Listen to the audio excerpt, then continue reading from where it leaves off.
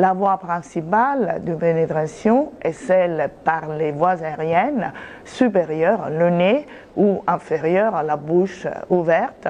Et naturellement, si on est en train de faire un exercice ou une activité qui demande une inhalation plus importante, il y a aussi une pénétration plus importante, une dose plus importante de particules qui arrivent dans les voies aériennes et descendent.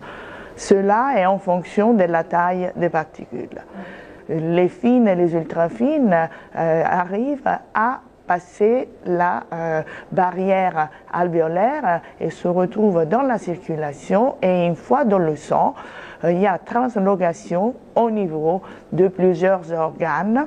Tout d'abord, c'est à côté des poumons, dans le cœur, donc ce qui est à l'origine des problèmes cardiovasculaires.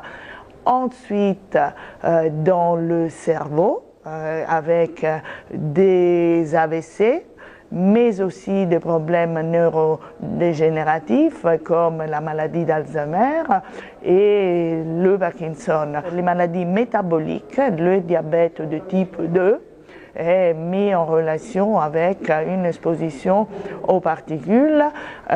Les cancers, notamment le cancer du poumon, c'est attendu, mais on l'a su seulement il y a quelques années. En 2012, il y a eu la certitude. Les leucémies chez l'enfant. Et puis, justement, parce que je parle d'enfants, il est très important de dire qu'il y a un effet sur le fœtus de l'exposition de la mère pendant la grossesse aux particules.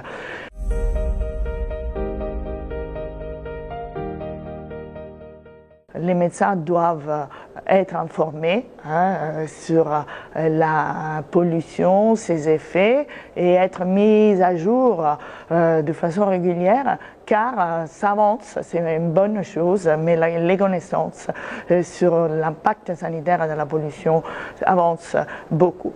À côté de ça, bien sûr, c'est au médecin d'informer le patient, de le mettre au courant des risques, et je parle par exemple de patients respiratoires ou avec problèmes cardiaques, des risques qu'ils ont à faire une promenade, par exemple, lorsqu'il y a de la pollution.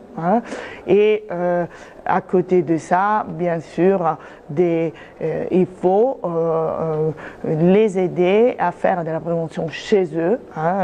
Et puis, donc, par le biais de la ventilation, par le biais de l'élimination des sources.